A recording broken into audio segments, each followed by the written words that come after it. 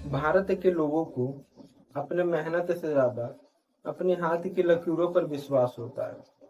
आखिर तभी तो भारत में एस्ट्रोलॉजी मतलब ज्योतिषी का इतना व्यापार बढ़ गया है कि पहले ये ऑफलाइन हाथ की लकीरें देखा करते थे, तो अब ये ऑनलाइन हाथ की लकीरें देखा करते हैं।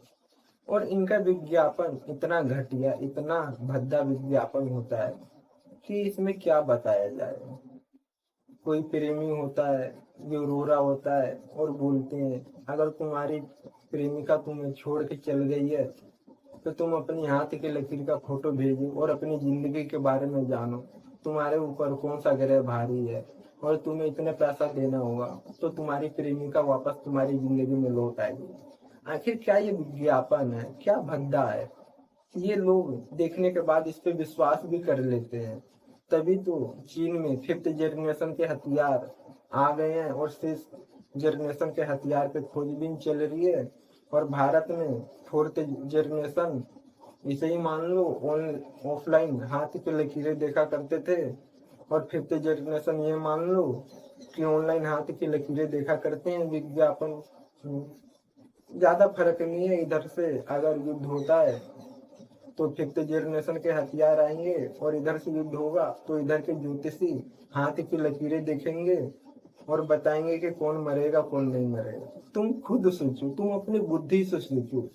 अगर ज्योतिषी का हाथ देखना सही है तो कौन सा पहलगाम हमला कश्मीर में हुआ तो यहाँ पे आर्मी बीएसएफ के जवान को हटा के ज्योतिषियों को बैठा दो।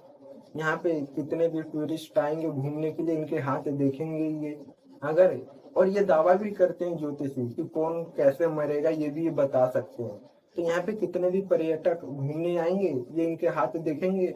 एक दिन में अगर किसी के 10-12 हाथ देखेंगे और मरना ये तो जानते ही है। अगर कोई गोली से मरने वाला होगा, अगर कोई किसी को गोली से मारेगा, एक जगह पर 10-15 लोग मरेंगे, मतलब आतंकवादी हमला होगा। तो यहाँ पे बीएसएफ और आर्मी वाले की कोई जरूरत नहीं है। ज्योतिषियों को बैठा दो, ये देखेंगे अगर ऐसी घटना होने वाला होगा तो पहले ये सतर्क कर देंगे तो जवान चल जाएंगे यहाँ पे बचाने के लिए इन्हें। लेकिन ऐसा नहीं होता क्योंकि सरकार को भी पता है कि ये मूर्खों वाली बात है। और ये भद्दे विज्ञापन ये ऐसी है देश की जनता को बताने के लिए। और ये प्यार के मोह माया में फंसा होगा तो ये करेगा ही, ये पैसे बर्बाद अपने करेगा ही, बल्कि अपने मेहनत को छोड़ के अपने हाथ के लकीरों पर विश्वास करेगा। और ऐसे ही आज मेरे भी घर में हुआ। मेरी मम्मी यूट्यूब पे हाथ के लकीरों देख रही थी तो इसमें बताता है ज्योतिषी कि अगर ये वाली हाथ की रेखा इससे मिल जाएगी तो आप करोड़पति बन जाओगे। मेरी मम्मी ये अपनी हाथ की रेखा देखी और इनकी भी हाथ की रेखा मिल गई ऐसे ही। तो मेरी मम्मी खुश हो रही है कि करोड़पति बनने वाली है। अगर हम अपनी पूरी जमीन वमीन भी बेच दे फिर भी 20 लाख से ज्यादा का नहीं होगा। और मेरी मम्मी करोड़पति के सपने देख रही है, जबकि हम अपने खेत वेत बेच दे तो फिर भी 20 लाख रुपए प्लस ही तक जाएगा। और 1 करोड़ की तो दूर की बात है। लेकिन फिर भी देश की जनता विज्ञापनों में और ज्योतिषियों पर विश्वास करके बैठी हो। और ज्योतिषी का विज्ञापन इतना हद तक बढ़ गया है कि ये मतलब प्रेमिका को बता रहे हैं तुम्हें प्रेमी मिल जाएगा और प्रेमी को बता रहे हैं प्रेमिका तुम्हारे पास लौट आएगी। तुम्हें पैसे लगाना होगा, इतना ये करना होगा। और देश में इसी की चर्चा आम दिन चलती रहती है, जिसके कारण देश का बहुत तेजी से विकास हो रहा है। अन्य देश कहाँ से कहाँ चल गए और एक अपना देश कहाँ से कहाँ जा रहा है। एक समय था जब इस देश की भूमि पर कृष्ण, बुद्ध, महावीर जैसे, राम जैसे इतने व्यक्ति, महान पुरुष जन्म लिए और भारत को एक अलग दिशा दिखाए।